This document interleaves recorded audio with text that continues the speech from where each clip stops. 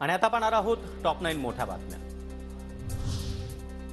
संजय राऊतांकडून सलग चौथ्या दिवशी गुंडांचा फोटो ट्विट। गुंडांचं स्वागत मुख्यमंत्री उत्साहानं करतायत। शिंदे गँगच्या डोक्यावर अजून एक मानाचा तुरा।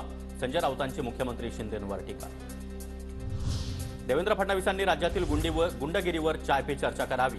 मुख्यमंत्री आणि त्यांच्या मुलाकडून गुंडांचे पक्षप्रवेश सुरू। संजय राऊतांची शिंदे आणि फडणवीसांवर टीका। फडणवीस हे विदर्भात चाय पे चर्चा करत फिरतायत। मी पाहिलं आता चाय पे चर्चा करण्यापेक्षा त्यांनी महाराष्ट्रातल्या गुंडगिरीवर चाय पे चर्चा करावी, हा माझा पहिला मुद्दा आहे। मुख्यमंत्री आणि त्यांचे बाळराजे रोज त्याच्या पक्षात गुंडांना प्रवेश देतात। पाठीत खंजीर खुपसणाऱ्यांच्या काळजामध्ये अजितदादांनी कट्यार खुपसली। अनेक घरं फोडणाऱ्या पवारांविषयी सहानुभूती बाळगण्याचं कारण नाही। मनसे प्रवक्ते प्रकाश महाजन यांची शरद पवारांवर टीका। रोहित पवार वकिलांमार्फत ईडीला कागदपत्र पाठवणार। रोहित पवारांची 2 वेळा ईडी चौकशी। बारामती अॅग्रो घोटाळा प्रकरणामध्ये चौकशी सुरू।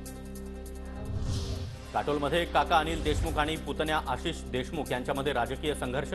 आता काकांचे नाही तर पुतण्यांचे दिवस। अनिल देशमुख यांचा पराभव नक्की होणार, आशिष देशमुख यांचा दावा। वसंत मोरे यांच्याकडून लोकसभा निवडणुकीसाठी जोरदार मोर्चे बांधणी। आज पुन्हा एकदा लोकसभा निवडणुकीचे संकेत देणारं स्टेटस।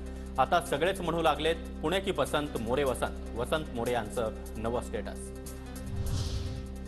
राज्यसभा निवडणुकीच्या 6 जागांसाठी निवडणूक आयोगाकडून कार्यक्रम जाहीर। उमेदवारांना 15 फेब्रुवारीपर्यंत अर्ज दाखल करण्याची मुदत। भुजबळ राजीनामा देणार नाहीत, दुसऱ्यांचे राजीनामे घेणारे आहेत। जरांगे पाटलांची भुजबळांवर टीका। तर भुजबळांनी नाभिक समाजाची माफी मागावी। जरांगे पाटील मागणीवर ठाम। आणि ते द्यावं न द्यावं हा माझा मुद्दा नाही आणि मी त्यात पडणार सुद्धा नाही। मी इतक्या त्याच्यासारखा खालच्या दर्जाला खालच्या विचारात जात नाही। फक्त त्यांनी जे नाभिक समाजाचा अपमान केला त्याची माफी मात्र ओबीसीचा नेता खास तेव्हा असला त्यांनी माफी मागायला पाहिजे, कारण ते सुद्धा गोरगरीब आहेत आणि त्याचेच आहेत।